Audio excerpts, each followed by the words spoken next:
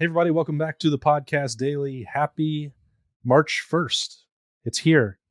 The short window into February is now closed, and the month of spring ball has arrived. That's Bill Landis, and I'm Austin Ward. And we've covered every position group, Bill. Pretty in-depth, including special teams. Know everybody thoroughly enjoyed that conversation on Tuesday's episode of the Podcast Daily. So that means there's got to be something left, right? And that's a key spring and what it might mean for the head ball coach, Ryan Day, somehow heading into year 5 already. That part is kind of crazy to wrap your mind around, right?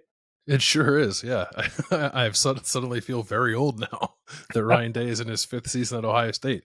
That did really fly by. A lot has happened in 5 years or 4 years, I guess. Yeah, tell me about it. So it's a big one, and not just because Ohio State has lost the last 2 to Michigan, although that certainly adds to the urgency for anybody coaching at Ohio State if that happens to you, and it hasn't happened around here in a very long time, which puts him in a unique position. But you also look at some of the moves that he's made with the coaching staff over the last couple of years, the situation with needing to replace C.J. Stroud, and if he's able to continue this string, which all signs point to his ability to keep working magic with quarterbacks, but you still have to go out and do that. Dealing with name, image, and likeness, dealing with the transfer portal, dealing with roster management, dealing with everything else that's gone on in college football. Like, all of that being said, that means the job is very difficult, and he's done it at a high level. But if you keep losing to Michigan and you don't win the Big Ten for several years in a row, that makes it harder to stay in that job permanently. And that makes this spring pretty key. It does, yeah. That is like my major question this year, and I guess it's everybody's question, right? It's like how many years in a row can Ohio State's head coach lose to Michigan and not win the Big Ten before we start like asking the question about how long that guy should be here? And I don't know. I'm sure there are some people who probably think that Ryan Day should be coaching for his job this year. I honestly don't. I don't know where I'm at on that. And maybe that's probably just because like we're not in the season and it just feels different. And I want to kind of wait to see how things go.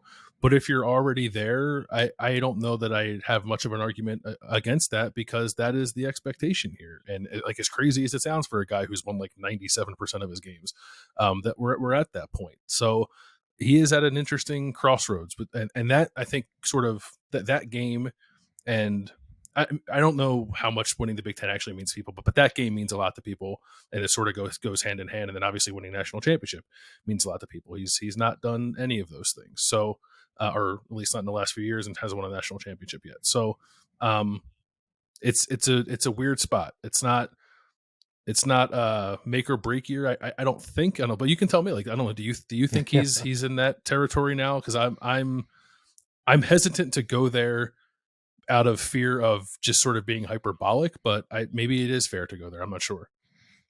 No, I don't think it's at that point. And if he had another season this year that was exactly like the one last year, which means that they don't win in the big house, that's going to be another heck of a ball game based on these 2 rosters that we're seeing, at least right now. We'll see what happens by the time November rolls around, but let's just put that on the table. Let's say that they don't win in Ann Arbor in November, and then they don't go to Indianapolis and win a Big Ten championship, and nothing else changes. Everything else is a win. They've got a quarterback who's in contention for the Heisman Trophy, whichever one of those 2 winds up winning the starting job. You may get into the 14 playoff, you may not. You're in a Rose Bowl situation or something similar at the worst. Like, this program's gone to a New Year's Six bowl game every single year that I've covered it, which is truly insane. On Tuesday at Roosters, Jay-Z was talking about the Alamo Bowl, and I was like, what is that? Like, they don't go to that. It's like the worst thing that has happened in this program is like losing 2 games in a season and not winning the rivalry game. Would you fire somebody just because they lost to Michigan 3 years in a row and didn't win the Big Ten in 3 years? To me, I don't think so. Everything else, that tells you that everything else about the program is on very solid footing or extremely solid footing. And it may mean more that Michigan has been able to make up ground and that Ohio State just doesn't get to coast through the rivalry every single year anymore, rather than something that's going wrong with the Buckeyes. And as you said, if people disagree with that or have a different evaluation of Ryan Day, I certainly understand it. And honestly, can't argue with it. If that's how people feel, and if that's what the standards they are for Ohio State football, which everybody has very high expectations, and if you don't think that he's at that to command $9 million a year or run one of the most prestigious programs in all of college football, I get that. I'm not going to try and convince anybody otherwise. I am not at that point, and I just think sometimes it comes down to a matter of perspective that, I've been other places that expected that to happen, namely Tennessee. And once you cast that die and say this is the only thing that is acceptable, well, you can find out how much further down you can slide, and then the pathway back gets a lot more challenging. Ohio State has way more going for it than Tennessee. That's not the fairest comparison, but it's hard to get back up if you knock that bulldozer over. And this is not a program that the roof is caving in on the Woody. That's just not the situation at all. It's not. I don't really feel that way. Like really, like you said, at all with the program.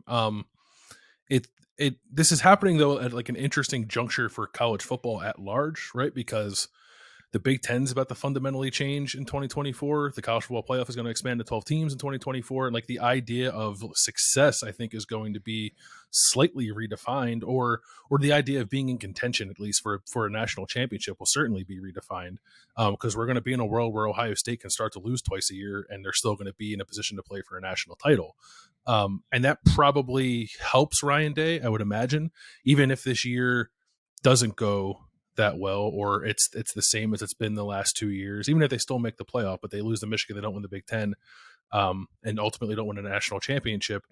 If you're Gene Smith, you probably still feel like you have the right guy, especially in a world where the path to get to the playoff is that much easier with 12 teams. So I guess that's why I don't think he's in any jeopardy this year. It's do you think he should be, and is he actually? I think are two different questions. It's a similar question we have with Ohio State basketball. If you think he should be, that's fair. Like I said, I won't fight you on that. Do you think he is? I think not. Unless this goes like horribly wrong and they lose something like 5 games this year, which seems unlikely because that's like never happened for Ohio State in a normal football season. So it's an interesting juncture for him. I don't know. I thought I was curious sort of how the last couple of years might sort of color this offseason and how aggressive Ryan Day might try to, I don't know, like retool things or do some kind of exploration on where they're coming up short and make some adjustments, and whether or not those adjustments would be like forward facing or things that we've noticed.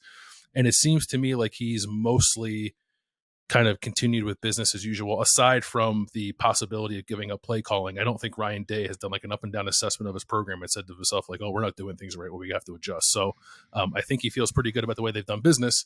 It just means that the results on the field need to be better than they've been in that last week in November.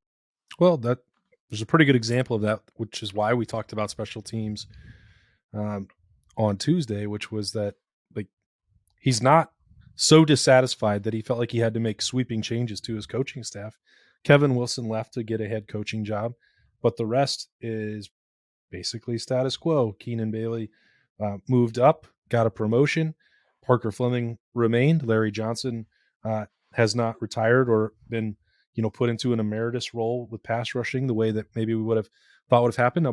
Some of that is out of Ryan Day's control. Out of all the other things that have happened in college football with rule changes, the one that they expected to happen and were already preparing for did not in terms of opening up limits on the coaching staff. So in that regard, that's everything else seems to be working against him. So why not that, I guess? Like that's the rules that have changed have all sort of come under his watch, and he's been at the helm for one of the most turbulent times in college football history, which I don't think is hyperbole when you factor in COVID, NIL, the transfer portal, just those big three, let alone everything else. Like this is one of the biggest transitionary times in college football, even before USC and UCLA joined the Big Ten and expand that to 16. So that part is crazy to think about, and I believe that he's handled all that well. Is he handling everything perfectly?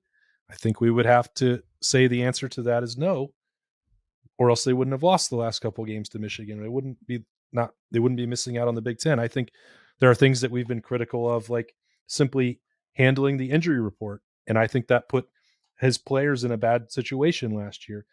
Those are that's a minute example. In some respects, it's big to us because we cover the team, but like maybe the fan base at large doesn't care that much about that. But it's another thing that he's learning about being the CEO of a program where we talk about play calling and all those other things. Like the way you're going to keep handling the media, the way you're going to talk about your players, the way you're going to do injury reports and all those things. Like he's still learning this part on the fly because he was not a head coach before here. Mm-hmm. And I think that every year there you need to show that growth. That's why you look at, the first week of March, like, well, how will this year look different than last year? Because the other part of that was I think that his mentality was that he lost his personality by trying to prove how tough he was to Jim Harbaugh.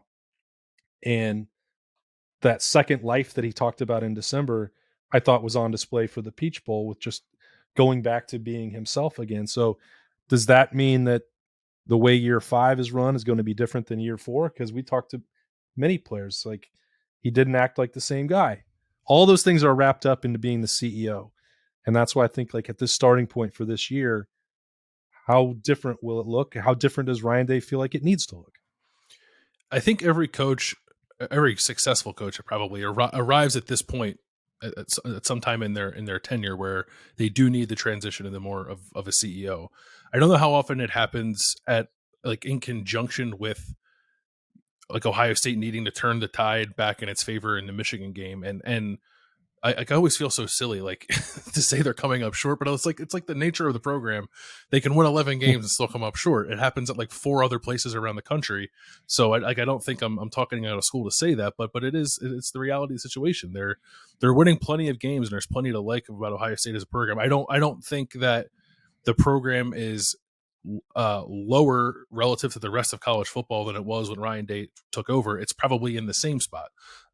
And perhaps you would have liked for Ryan Day to find some way to take it a step forward. But that was really difficult because you're talking about, marginal increases there relative to where they were with like Alabama and Georgia and stuff like that. So I think they're fine as a program, but it's a tough transition to make when you're trying to turn the tide on the field in those most important games. And it makes me wonder how much Ryan Day might ultimately embrace that transition, because I don't know, if I were him, I guess I would hesitate to let go of the control so much in that way when it is such a crucial year. Like you can't have another year of the same, I think. So I'm on alert for that and I feel like he's I don't know, kind of started to walk it back a little bit already with like, oh, we'll wait and see how it goes at Brian Hartline. We'll put him in these situations and then make an assessment after spring ball, which in different circumstances, I might be like, okay, that makes sense. But on these circumstances in particular, I'm like, I think you're giving yourself an out here in case you arrive at the point where you don't really want to give it up and you don't fully embrace that transition to CEO. I think that the way that the Peach Bowl played out was probably a reminder that, I'll be the first to sit here and say I immediately said that he needed to give up play calling after the Michigan game on November 26th. Mm-hmm. I'm not going to pretend I didn't. And I think that there are benefits to that.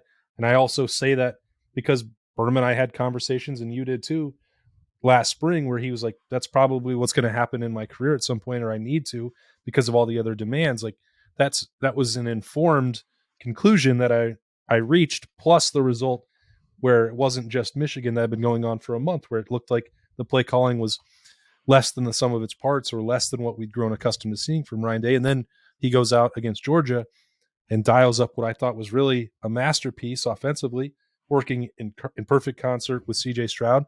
And then if one kick goes in, not having any of these conversations anyway, because they would have beat the tar out of TCU the next week in LA and they'd have won a national championship. So like that's how small the margins are that we're talking about for Ohio State. And sometimes, like you were saying a minute ago, like that's not the standard. Is the standard. The standard is often unfair because of how difficult it is to achieve that at Ohio State. And college football is a difficult game to win, and it's an impossible game to be perfect at. So you look at his record, and people want to pick that apart because the losses have come in big games, and like, yeah, they have. Big games are hard to win. A lot of programs can't even get in them in the first place. So it's that's the part that makes it so hard to evaluate, especially Ryan Day in the head coaching role. But also, just like what we've talked about with Chris Holtmann, the extension that he got last year means that there's not going to be a scenario. You said 5 games. Even if that happens, they're not going to pool up that money from the Ohio State athletic department coffers to buy him out. Yeah. Yeah, both coaches are sitting pretty comfortably, sort of, no matter what happens over the next 2 years. I really don't think either of them are going anywhere because of those deals that were handed out, which probably means they shouldn't have been handed out. But I guess that's a different topic for discussion. One market, I will say, Bill, one market sort of demanded that, even if it was relatively early, and the Chris Holtmann one, like, let's set that aside. We've talked about it enough. Like, Ohio State has now locked itself financially to Ryan Day. And did it have to at that time? Maybe we could say that they did not. But if Mel Tucker is making $9 million a year, Ohio State can't really afford to let their coach be making 2/3 of that. I suppose that's true. If someone else were coming to offer him that much money to leave, but I don't believe they were. So right. I don't know, like Michigan State offering out a ridiculous contract to a coach that frankly hadn't earned it either shouldn't be the reasoning for you doing the same for your coach, I guess is my thought on it. Like, especially at that time, like he was coming off a loss to Michigan. They hadn't made the playoff. They were messing around with their defense. Like, they extended Ryan Day after 2019, after his debut season, which was a very strong debut season. That was also strange considering they had just put him in the job, but at least I understood it because that's kind of the way the business works. And I suppose that's how the way the business works applies to the second extension as well. But my question in both instances was, who are you bidding against? You're right. Because I think the answer was nobody. And if the answer was we had people to bid against, then that's fine. But I'm not so sure they were. And the result of that is you're sort of tied to two coaches that I think are good coaches, but and Ryan Day certainly has had more success than Chris Holtmann has had. But there's a little bit of a question mark, like long term, about is this exactly the right guy? And I think maybe when you're in that situation, there's even the slightest bit of question. You want to try to leave yourself an out, and Ohio State has not really done that. Yeah, and it was the fear of the NFL, which I think drove those negotiations last offseason.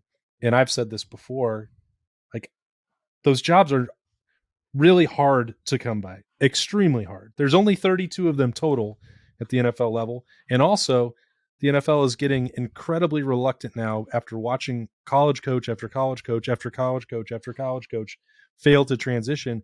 Like, he can interview with, let's say, the Dolphins or the Bears, and that's fine. That doesn't mean he's going to get the job or that he should get the job. Mm-hmm. Everyone asks us all the time, well, what about when the New England job opens? What if it does? It's not like going to your college alma mater. They'll be replacing one of the most successful NFL head coaches of all time. And I would bet a lot of money that Bill Belichick is going to have a say over who gets to replace him in New England, given everything he's done for Robert Kraft in that franchise. And even if he doesn't, I don't think the mentality of the hiring process is going to be like, well, we need a local guy. He's got to be able to come recruit New England. The recruiting ties. Yeah. He's got to be able to get out in the high schools in Boston. He's got to be able to get down the road and know everybody at Foxborough High.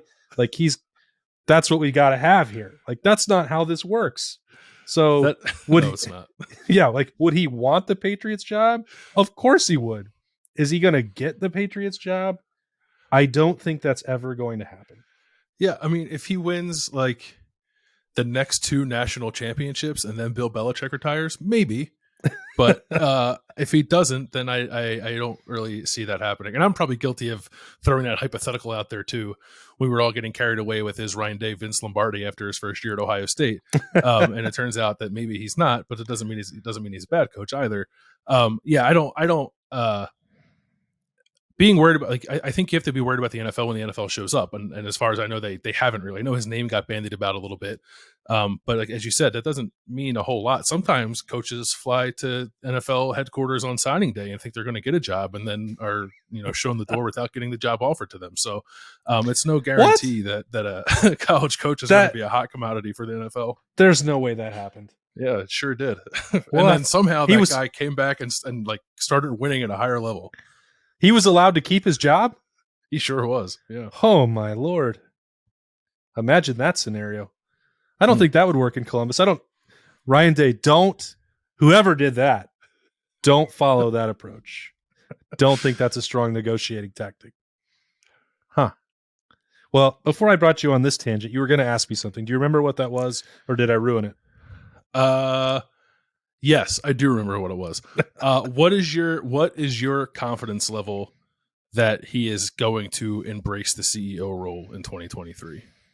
Or to what extent, maybe a better way to ask it is, to what extent do you think he'll embrace that in 2023? I would say I'm 80% confident that he will. Now that's not 100. And so 4 out of 5 times I think that he'll start to transition. I do agree with you that, and look, even if Urban Meyer was not calling every single play, the big ones were going to have to go through his headset. And I think that's going to be the case with Ohio State this year as well. I think what they need is him not making every single offensive decision on every snap throughout a game. I think that's where they've gotten themselves into trouble and got bogged down a little bit. And I think it's hard to juggle, even with this collaborative approach that they use when you make your buckets on Tuesday and Wednesday and what you're going to call on third down, especially if you're on the sideline and really have your adrenaline flowing. I think it can be tempting and hard to stay on track with that and not want to force this or hammer home the running game and send a message to your team. I think that a lot of it will be easier if it runs through the booth. And I think that's something that Ryan Day has acknowledged, and it's going to be, hard, I think, for him to not put his stamp on it at times. But, Urban Meyer was able to do that, I think, to a pretty high degree of success. Maybe we wouldn't have seen as many quarterback powers if he didn't have the final veto power. But Ryan Day also had a taste of that, and he and Kevin Wilson both worked in those parameters and know what that's like. So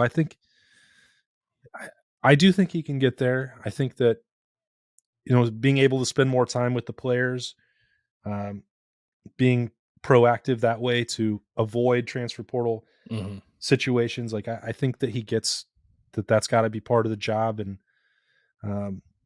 it's weird that we focus so much on just what that means for the offensive play calling, but, I think everything else, it's starting to stabilize at least a little bit, and that will help as well. That the last 2 years, you just don't know what the rules are going to be. And maybe something else will change this summer that we're not anticipating. But if this is now sort of the new norm, and that probably federal regulations aren't going to be put in place over the summer and the NCAA is not going to do anything, if this is just the lay of the land and it's not changing from one year to the next, then that stability should help him too. So, I guess I'm at 80%. I get the sense that you're probably less than that, but we'll see how that goes. Yeah, I'm probably a little less than that, but not a ton, maybe more like 65, 70. I think he's going to give up some of it. And frankly, I don't think he should give up all of it. He has to keep his fingerprints on the offense in some regard. One, it's his offense. Two, he's good at it. So yeah, I don't. Who did Nick Saban hire as his 19th option as defensive coordinator? Kevin Steele. Yeah. When he wants to call a blitz on 3rd and 3, I'm sure he says hey Nick, is this okay? And Nick says yeah, but Nick's not calling the play from down to down, and he doesn't have his hands in the mud putting the defensive game plan together every week. Probably does in the big game weeks, but I think Ryan Day needs to be able to free himself of also being the offensive coordinator.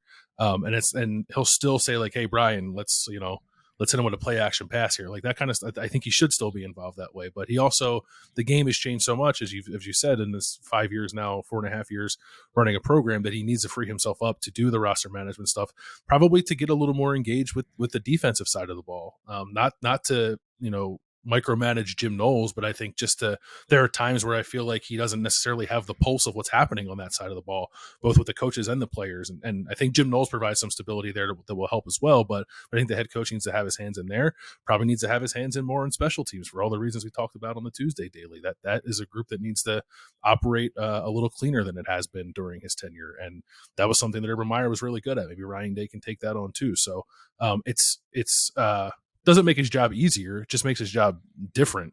But it's still he's getting pulled in so many different directions that I think he has to give that up on the offensive side. And it also means that Brian Hartline better be good at it. But I think he will be. So if that's the case, then I think Ryan Day will probably be better off for it in the long run. You talked about all of that and then barely scratched the surface of, well, how are you going to manage this quarterback competition? What do you do with reps? How do you evaluate? You say you might want to name one by the end of spring ball.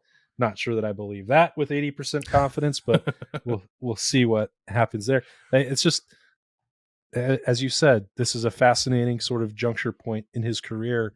I don't think we can call it make or break, but at least not a permanent break. But it's going to probably be a fork in the road that tells you the path back. If you're on the broken path, it could be tough to turn that one back around. Not impossible, but if you go left and things start smoothing it out, well, we'll forget that any of this stuff ever happened. Yeah, it's like a bridge year, and I don't know what's on the other side of the bridge. Another fork. But he gets to start rolling on that again. We really already has winter workouts in the bag for Ohio State at this point. Really, spring ball starts on Tuesday. Looking forward to getting out there, of course, with Bill and Berm. We'll have coverage from Indianapolis from the NFL Combine for the rest of the week, Wednesday through Saturday with the Buckeyes out there. So stay tuned for that coverage on the podcast and at ohiostate.rivals.com. And then we'll have some more podcast dailies coming for your viewing and listening pleasure on Thursday and Friday. What are we going to talk about on those? Who knows? We'll figure it out when we get there. That's Bill. I'm Austin. Thanks again for joining us on the Podcast Daily. We'll talk to you later.